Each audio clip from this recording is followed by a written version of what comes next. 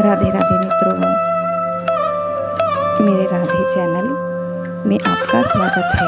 आज हम सुनेंगे देवशयनी एकादशी की कथा।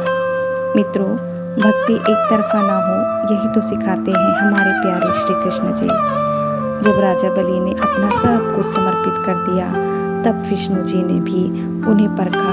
वामन रूप में उन्हें सिर्फ परखा ही नहीं, बल्कि वचन भी दे डाला कि हे बलि, मैं तेरे प्रेम से प्रसन्न हूँ, अब मैं तुम्हारे पास ही रहूँगा। तुम्हारे लोक में यही वचन बना। श्री विष्णु जी के करुणा का प्रतीक और प्रतिज्ञा का पालन में श्री हरि विष्णु अपने लोक को छोड़ राजा बलि के लोक पाताल लोक के द्वारपाल बने, और वहीं से यह समय बना देवशयनी एकादशी का नाम। उसी का नाम पड़ा देवशयनी एकादशी। जिस समय श्री हरि विष्णु 4 माह हेतु शयन के लिए चले गए, तो आज हम इस देवशयनी एकादशी को केवल व्रत के रूप में नहीं, बल्कि एक प्रेम और समर्पण का व्रत के रूप में सुनेंगे। तो आइए आज हम देवशयनी एकादशी की कथा सिर्फ कहानी रूप में ही नहीं, बल्कि प्रभु की प्रेम, करुणा, समर्पण की गाथा के रूप में सुने। तो मित्रों, भगवान केवल अपनी पूजा ही नहीं कराते, बल्कि वो बताते हैं कि कैसे वो भक्तों को समर्पण को आगे झुक जाते हैं, उनके प्रेम के आगे झुक जाते हैं।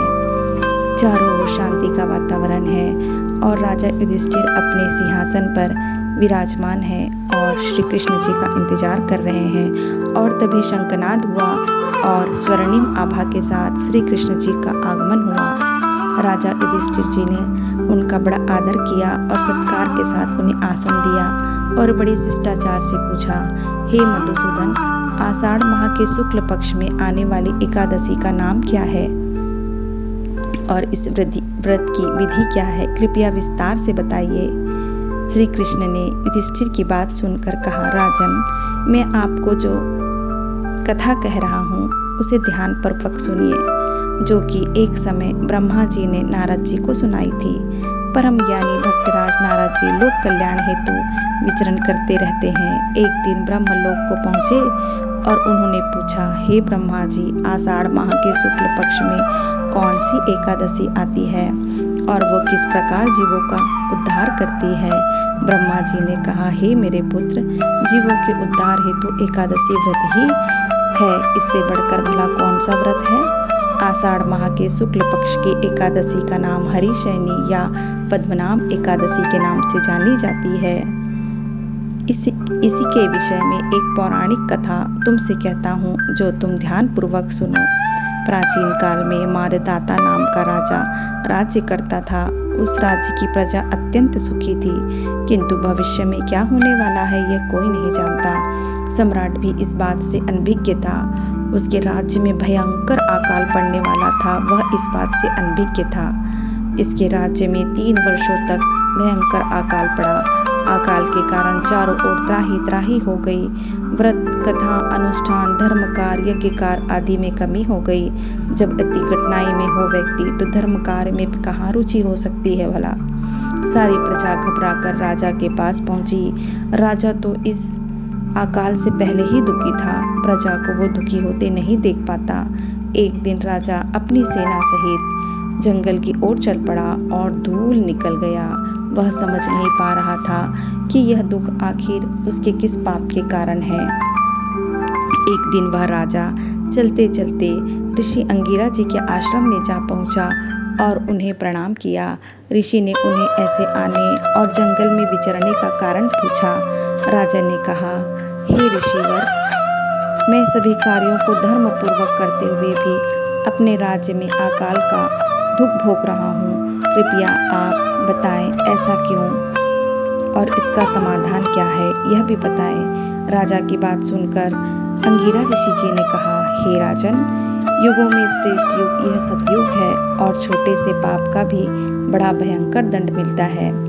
इसमें धर्म अपने चारों चरणों के में विद्यमान रहता है। ब्राह्मण के अलावा किसी को भी तप करने का अधिकार नहीं है। हे राजन, आपके राज्य में शुद्ध तपस्या कर रहा है।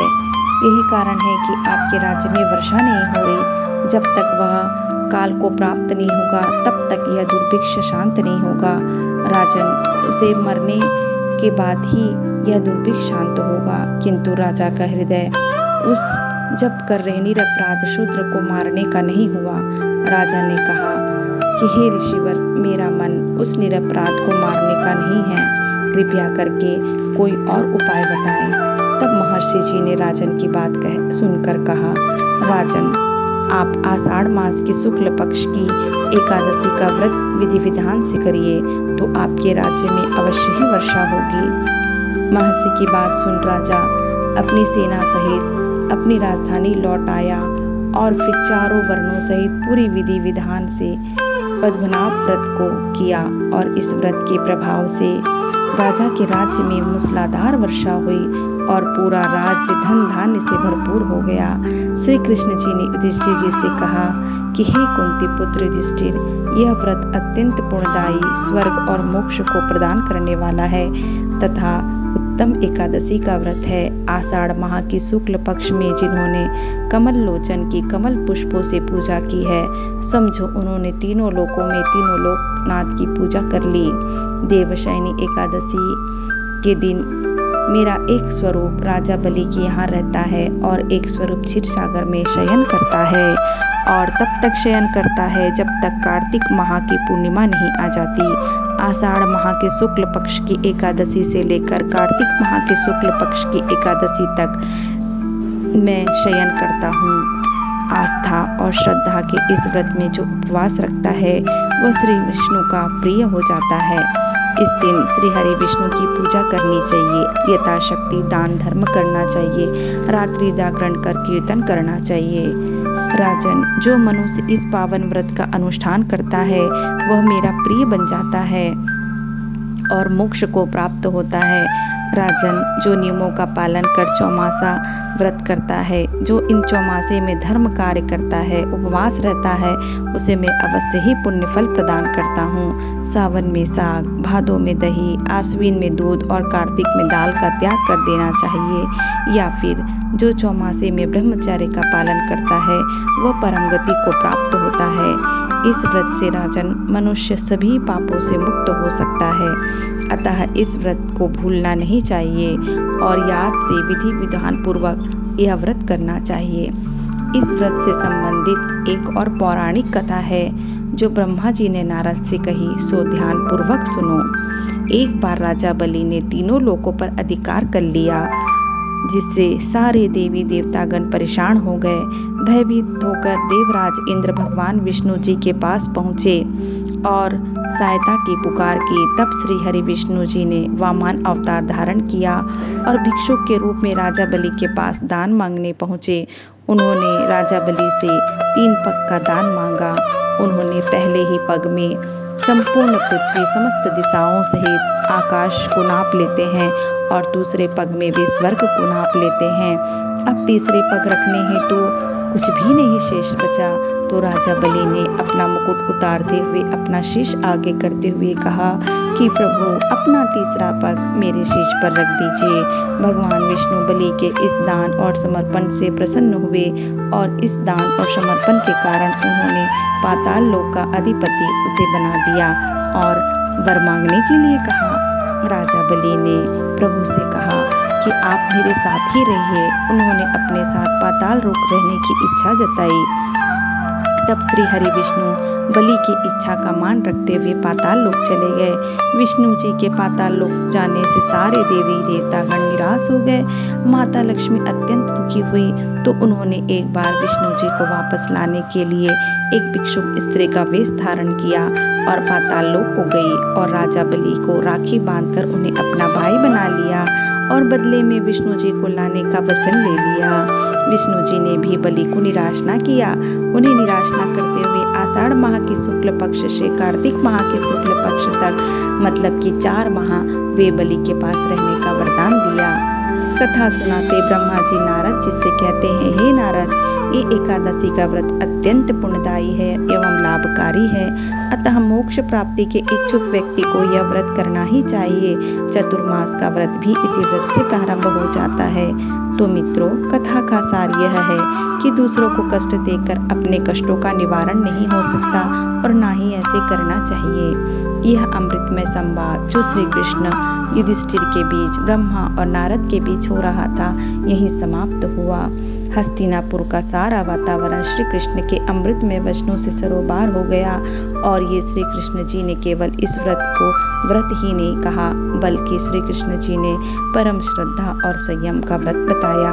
यह व्रत भगवान और भक्त के बीच अटूट विश्वास और समर्पण को दर्शाता है। तो यहाँ हमारे श्री हरि विष्णु 4 माह के लिए विश्राम को जा रहे हैं, तो क्यों ना हम भी अपने मन की चंचलता को विश्राम दें और यह 4 माह हम धर्म, जप, सेवा, दान, अच्छे कर्मों में बिताए। हे कृष्ण, हे मधुसूदन, जैसे आपने युधिष्ठिर जी को अमृतमय कथा को सुनाया, वैसे ही हर एकादशी हमारी भी पाप से मुक्त करने वाली बन जाए। जैसे आपने योग निद्रा में भी संसार की रक्षा के लिए प्रण लिया है, वैसे ही हमारे मन में भी आपकी कृपा जागृत रहे। तो मित्रों, आपको ये कथा कैसी लगी, हम मुझे अवश्य कमेंट करके बताइएगा। राधे राधे।